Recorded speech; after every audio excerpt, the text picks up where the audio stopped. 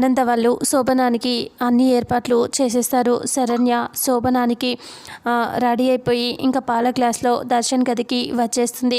Darshan ready అయిపోయి ఉంటాడు. పాల గ్లాస్లో వచ్చేసరికి శరణ్య అలా నిలబడి ఉండటం చూసి దర్శన్కి చాలా కోపం వచ్చేస్తూ ఉంటుంది.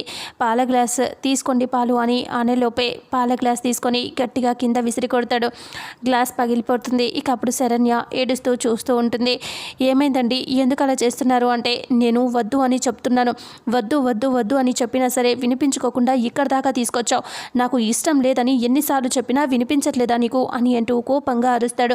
అలా అరిచేసరికి ఇక అప్పుడే శరణ్య ఏడుస్తూ ఇలా అంటూ ఉంటుంది. ఇందులో నా ప్రమేయం ఏమీ లేదని చెప్తున్నాను కదా అంటే, నువ్వు లేకుండా ఇదంతా ఎలా జరుగుతుంది, నువ్వే కదా ఇక్కడ దాకా తీసుకొచ్చింది, అయినా నేను నువ్వంటే ఇష్టం లేదని చెప్తుంటే నీకు అర్థం కావట్లేదా అని దర్శన్ కోపంగా అంటాడు. అలా అనేసరికి అప్పుడే శరణ్య ఇలా అంటూ ఉంటుంది. నేనంటే ఇష్టం లేదు లేదు అంటున్నారు, నేనంటే ఎందుకు మీకు ఇష్టం లేదండి అని అంటే, నువ్వెందుకు ఇష్టం లేదో నీకు చెప్పాను కదా, అయినా నీకు ఏమీ తెలియనట్టు చేస్తావు.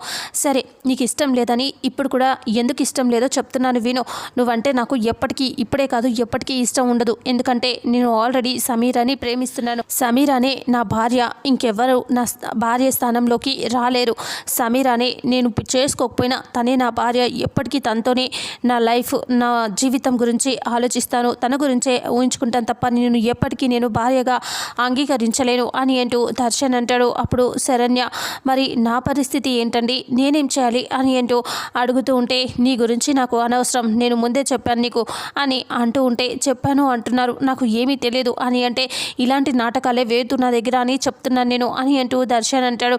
నాకు నిజంగా తెలియదండి, మీ ఈ విషయాల గురించి నాకు ముందు తెలియదు అని అంటే, తెలియదు అని చెప్పొద్దు నువ్వు, నీకు ఆల్రెడీ నేను అన్నీ చెప్పేసేసాను, అయినా నేను ఎప్పటికీ నేను యాక్సెప్ట్ చేయలేను. నువ్వు జస్ట్ నా ఇంట్లో ఉన్నా సరే, నువ్వు మా అమ్మకి కోడలివేమో కానీ నాకు భార్యవి ఎప్పటికీ కాలేవు అని దర్శన్ అరుస్తూ ఉంటాడు. ఇక శరణ్య ఏడుస్తూ ఉంటుంది. ఇంతటితో రేపు రాబోయే ఎపిసోడ్ ప్రోమో ఎండ్ అవుతుంది.